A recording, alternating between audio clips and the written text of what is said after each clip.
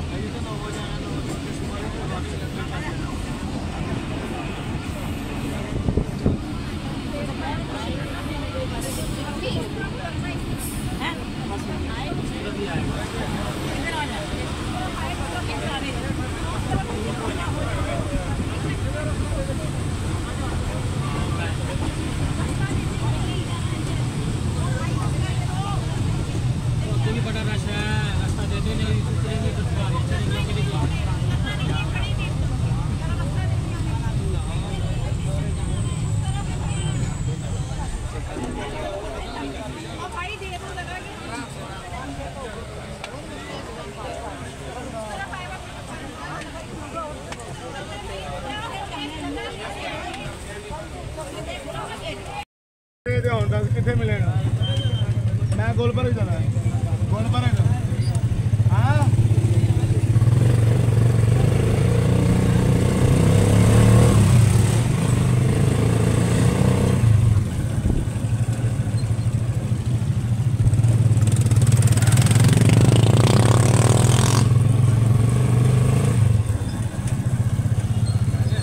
भाई 20 रुपये दें यार, पर्ची वाले मेरे 20 रुपये दे। हेलो अला यार